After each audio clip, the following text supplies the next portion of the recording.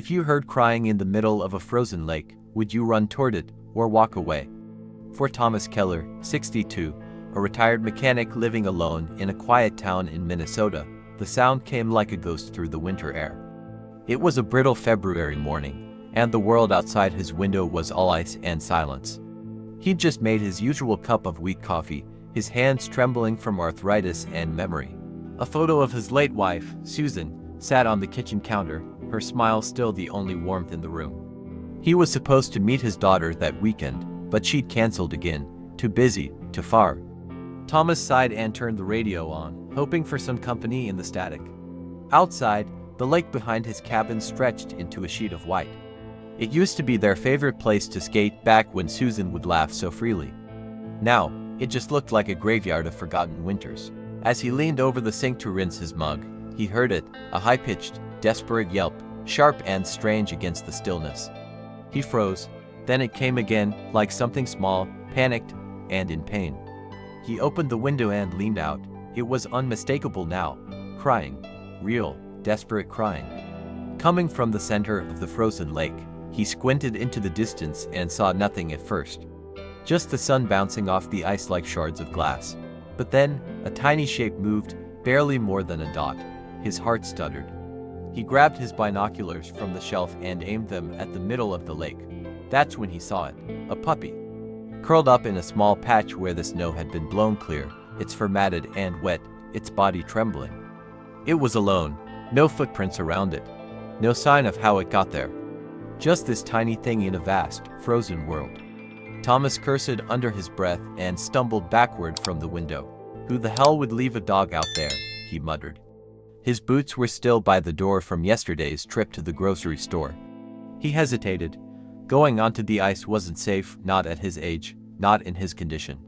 He knew that lake like the back of his hand, but it had claimed lives before. Still, that sound, that awful, broken cry. It clung to his ears like a hook. He couldn't unhear it. He walked outside, the cold instantly cutting through his coat. The lake looked even bigger now, the wind brushing snow across its surface like a ghost sweeping the floor. The puppy cried again, sharper this time, weaker. Thomas felt a tightness in his chest, the same kind he got when thinking about the night Susan died. He didn't even notice his tears until they froze on his cheeks. The cold had always reminded him of endings, but this cry felt like a beginning.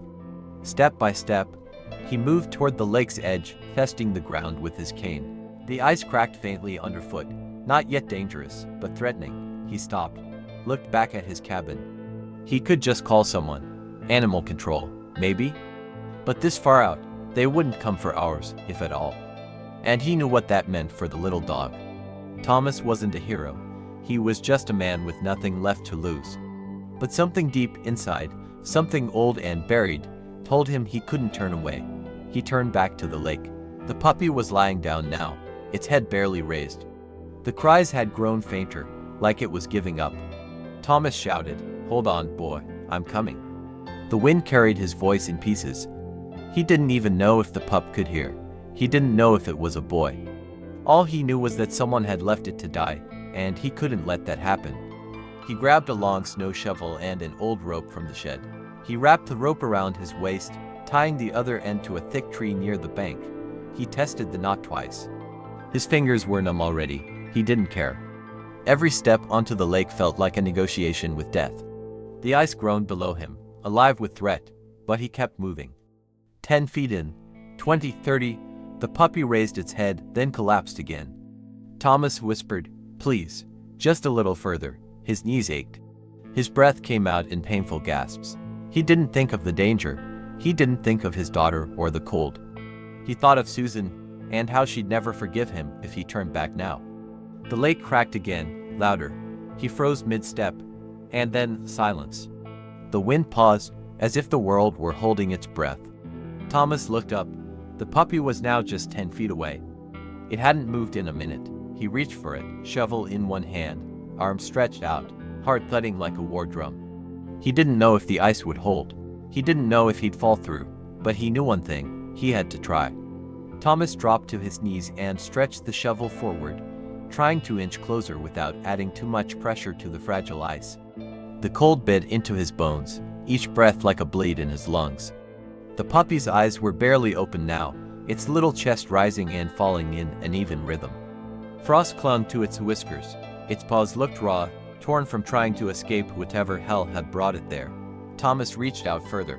His fingers brushed against fur, brittle, soaked, cold as stone. The puppy flinched weakly, too far gone to fight, but still holding on. He used the shovel to slide the pup slowly toward him, inch by inch.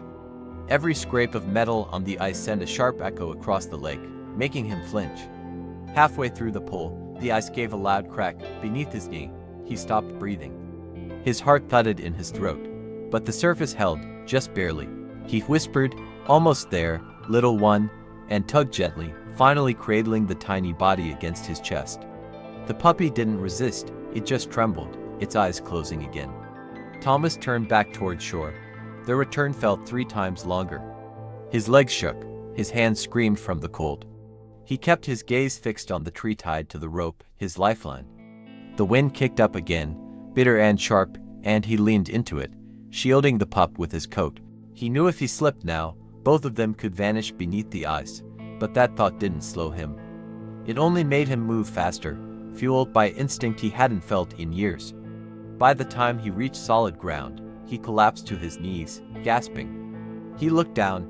The puppy was still breathing, barely. Back in the cabin, the heat had never seemed so slow. He wrapped the pup in towels, set it in front of the wood stove, and began rubbing its tiny body with trembling hands. "Come on," he kept whispering. "Don't give up on me now." He opened a can of chicken broth and dipped a spoon in it, hoping to coax the pup awake. A few drops touched its lips. No reaction. His mind raced. Should he drive into town? Would the vet still be open? Could he even make it through the snow? But something about the way the puppy twitched gave him pause. It wasn't giving up. Not yet. Thomas sat beside it, pulling on a second blanket, and stayed close. Minutes passed. Then, like a miracle, a tiny tongue flicked out, licking his hand. He let out a shaky laugh, tears falling freely now. "Buddy, that's it." The moment felt unreal. He didn't know who had left this creature to die, but right now, none of that mattered. The dog had chosen to live, and that meant he couldn't give up either. As he called the nearest vet, 20 miles out, the receptionist warned him they were closing soon and the weather was worsening. "You'll be driving through a whiteout," she said. "Are you sure it's worth the risk?" Thomas looked down at the small bundle by the fire. "Yes," he said simply. "It is." He hung up, wrapped the pup in a flannel shirt, and grabbed his truck keys. His knuckles were white against the steering wheel. He hadn't driven in a storm since Susan's accident. That road still haunted him. The drive was brutal. Snow lashed against the windshield like claws. Visibility was a joke. But he kept his eyes forward, one hand holding the bundled pup close to the heater. His heart pounded harder with every mile. At one point, he thought of turning back. He gripped the wheel tighter instead. The same lake that had nearly taken both their lives now felt miles away, but it had also brought them together. And Thomas couldn't lose this little spark, not after everything they'd survived. When he finally pulled into the vet's lot, the lights were flickering off. He honked twice. A woman in scrubs ran out, confusion turning to concern as she saw the bundle in his arms. "Please," he said. "He's freezing." She nodded and took the puppy gently.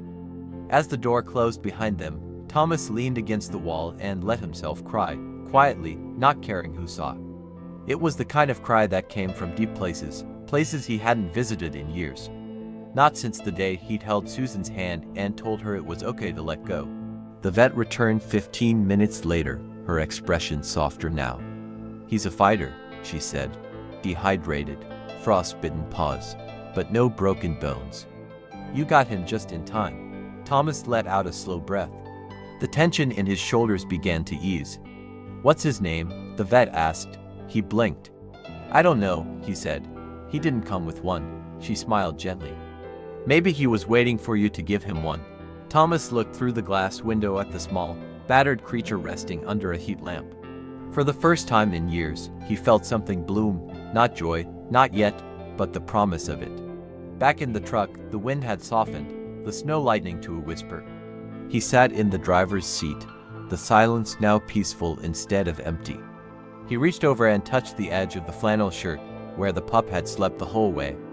"You made it," he whispered. "We made it." He didn't know what tomorrow would bring. But he knew one thing: he hadn't just saved a dog. Something had shifted inside him, something vital, something forgotten. And for the first time in a long while, he wanted to go home. The vet kept the puppy overnight for observation, and Thomas returned home to a house that suddenly felt less quiet, like some of that desperate energy had followed him back. He left the fire burning and couldn't sleep, checking the phone every hour in case the clinic called. Around 4 a.m., they did. "He's doing better," the vet said. "Still weak, but he wagged his tail when we gave him a bit of turkey." Thomas chuckled softly, relief flooding him in a way he didn't expect. That tail wag, that tiny flicker of trust, did something to his heart he didn't have words for. The next morning, Thomas drove back into town, this time under a clear blue sky. The storm had passed, leaving the world gleaming with untouched snow. When he walked into the clinic, the puppy perked up instantly from its blanket. Its eyes were brighter, its body still fragile but alive with new awareness. It tried to stand but wobbled. Thomas knelt beside him, extending his hand. The puppy licked his fingers without hesitation. "Hey there," he murmured. "Remember me?" The vet smiled. He didn't forget. Paperwork was signed. Instructions were given. A prescription for antibiotics and ointment for the frostbitten paws. As Thomas carried the small crate out to the truck, he felt like he was holding more than just an animal. He was holding a second chance, not just for the dog, but for himself. The ride home was quiet. No music, no noise. Just the occasional soft sigh from the passenger seat. When they pulled into the driveway, Thomas hesitated before opening the door. "You sure you're okay with this old place?" he asked aloud. No answer, of course, but when he opened the crate, the puppy jumped into his lap. They settled into a new rhythm quickly. The dog, now named Lucky, a suggestion from the vet tech that just stuck, followed Thomas from room to room. He cried when Thomas left the room and slept with his nose tucked against the older man's chest. Thomas built a small bed by the stove and laid out one of Susan's old scarves for warmth. It still smelled like her perfume. Lucky seemed to like it. Thomas wasn't sure if that made him happy or if it hurt. Maybe both. At first, the neighbors were curious. A few dropped by when they heard the story. "You went out on the ice," one woman gasped. "Are you out of your mind?" Thomas shrugged. "Would you have left him?" No one had an answer for that. Some nodded. Some just looked away, not wanting to admit what they might have done. A few brought dog food, toys, even a hand-knit sweater. For a town that rarely got involved, they suddenly cared a whole lot. Maybe because they knew that lake, and what it could take. His daughter, Rachel, called a few days later. "Dad, I saw the story online. Someone posted a photo of you carrying the puppy. Are you okay?" He hesitated. Then, "Yeah, I think I am." They talked longer than usual. She promised to visit soon, and this time, she meant it. "I want to meet the little guy," she said. That night, Thomas stared at the photo someone had posted. He looked older than he remembered, but his arms were strong, cradling a life like it mattered. And his eyes, they weren't empty anymore. One afternoon, about a week later, Lucky began barking near the lake's edge. Thomas came outside and found him staring at the ice. The sun was warm, melting the edges. For a moment, Thomas felt the memory wash over him, the cracking, the fear, the weight of the puppy in his arms. He knelt beside Lucky, placed a hand on his back. "That's where I found you," he said. "That's where everything changed." Lucky turned and licked his chin. The gesture wasn't dramatic, just simple, real. But Thomas had to blink away tears anyway. He began walking again, just a little at first. Down the long path behind the cabin, through the trees Susan used to love. Lucky trotted beside him, limping slightly but eager, always checking over his shoulder to make sure Thomas was still there. They walked every day after that. Snow gave way to mud. Mud gave way to grass. Spring was creeping back in slowly, and with it, something inside Thomas thawed, too. Not all at once, but enough to feel. Then came the call from the local news. "We'd like to do a piece," the reporter said. "It's not every day someone your age walks out on a frozen lake to save a dog." Thomas almost said no.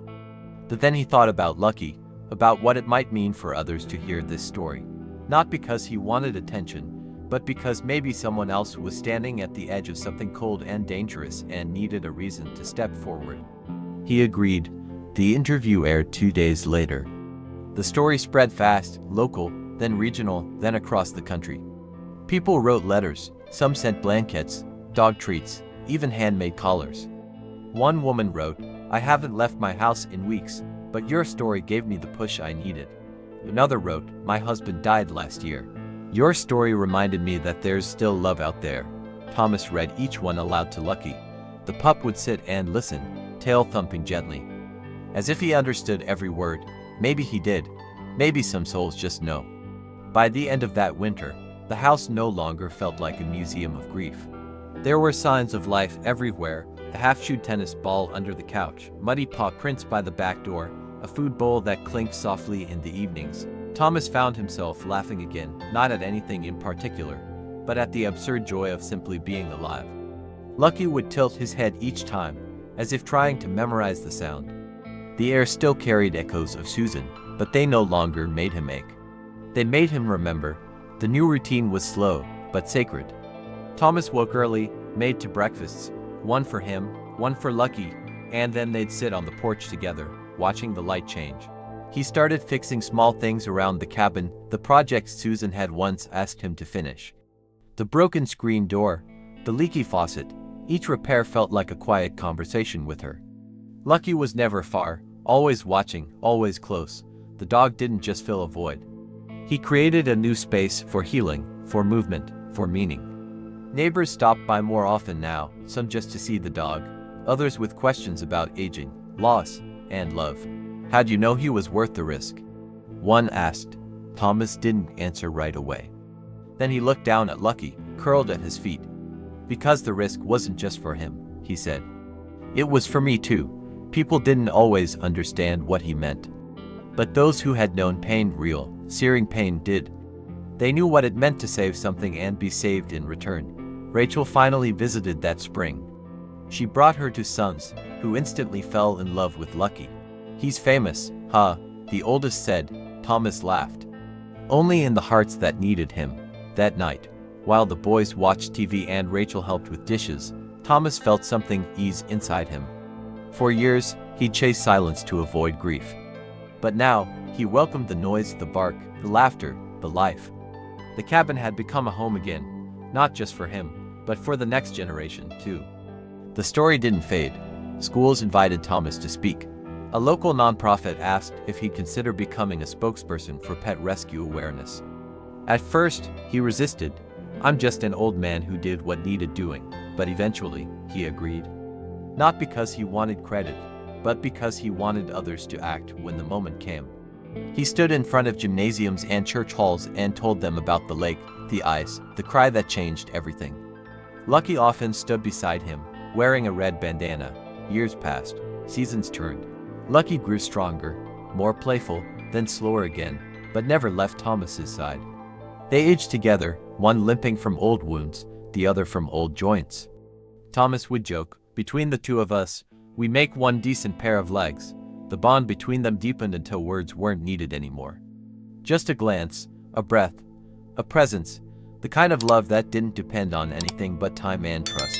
One autumn evening, Thomas sat on the porch wrapped in a quilt, Lucky resting beside him, his head on Thomas's foot. The lake shimmered in the distance, the same place where it all began. Thomas whispered, "If you hadn't cried that day." His voice trailed off. Lucky looked up, eyes soft, ears relaxed. No bark, no movement, just knowing, just being.